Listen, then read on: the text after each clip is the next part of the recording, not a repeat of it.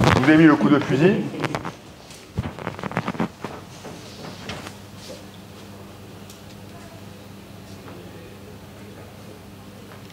Toucher, n'importe quel toucher, turnover direct. Ok? Si n'importe quel joueur touche un shooter. Je monte fort, je te touche, tu perds la balle. Qu'est-ce qu'on essaye d'activer chez nos attaquants? C'est-à-dire de changer de statut et de... non, pas du tout. De prendre de lire et le rapport de force, si ça rush, si ça contrôle. Exactement. Donc là, moi, si je regarde la vidéo, je vais regarder les joueurs loin du ballon. Est-ce qu'ils sont actifs, pas actifs? Donc là, on va regarder eux, prise d'espace. Est-ce que j'identifie les shooters? Comment je réagis là?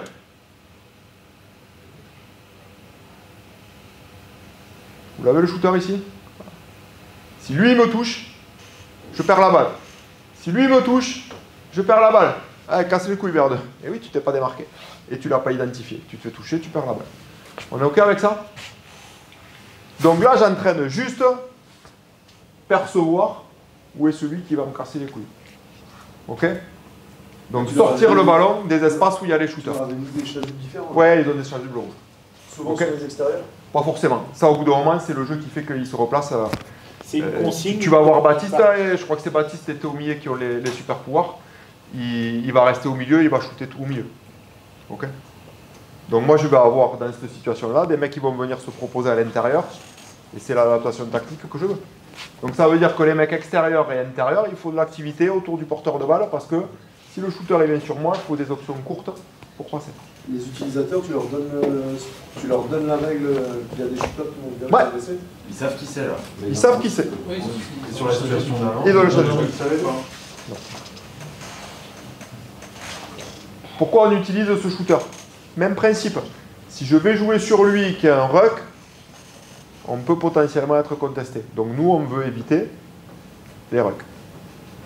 On veut éviter ces mecs-là qui vont monter fort, nous mettre sous pression, et on ne veut pas jouer dans ces, entre guillemets, là, pour continuer sur Castres, ça c'était le match retour, Babillot. J'identifie Babillot dans la ligne, je vais pousser d'un cran. Parce que si je vais jouer le rapport de force là, 3 rucks sur 4 et il le récupère. Ok? Et moi j'avais une question, là il n'y a que les 3 quarts. Oui. De temps en temps on a les 3e lignes, et comme je vous dis, oui, voilà. C'est difficile de faire vivre ça, parce qu'il y a la touche, il y a la mêlée, il y a la cocotte. Ça c'est le problème par rapport aux autres coachs, mais après l'idée c'est que c'est quand même qu'ils soient tous éveillés à ça, non? Si oui. Toi tu as l'opportunité, tu prendras tout le monde. Oui, on y arrive de plus en plus et on le joue maintenant un peu plus dans les collectifs. Où on arrive à avoir les chasubles, le fameux Babillot, le joker, lui il gratte, turnover. On commence sur du 15-15 à l'avoir. Ça a mis 2 ans. Hein. Travail de fond quand même, j'ai planté des graines. Hein. Travail de fond. Mais les joueurs l'apprécient fortement. Et ça change de le 15-15 qu'on joue facile et où c'est le coach, moi, qui décide et un turnover maintenant.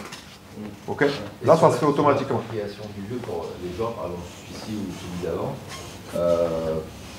qui s'approprient le jeu et ils donnent du sens. Combien de séquences tu fais avec eux? Combien de fois ils ont vécu ça? 7 minutes quasiment tous les mardis. 7 minutes tous les mardis. Ouais. Donc, on a un jeu. Le jeu et après ouais. tu l'utilises. On utilise ce couloir libre en fait. Ça a été ma porte d'entrée en fait, c'est d'utiliser ça. Ouais.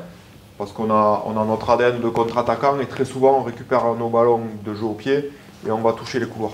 Et on est très bon là-dedans, dans ce désordre-là et de se déstructurer. On est une équipe qui a un ball in play dans le championnat le plus élevé, qui est comme Toulouse, une équipe qui a le plus de offload dans le championnat, mais qui l'an dernier et en début d'année entraînait peu le jeu déstructuré. Maintenant on y arrive un peu plus. Beaucoup plus. Est-ce que c'est ça qui fait la diff? Je ne sais pas. Mais en tout cas, on se rapproche de ce que je vous disais tout à l'heure, de ces 70% de jeux déstructurés. Que ce soit en pro, mais dans vos pratiques. Je vous invite à timer le temps que passent vos équipes à jouer sur une touche, une mêlée, et ce qui se passe à l'entrée.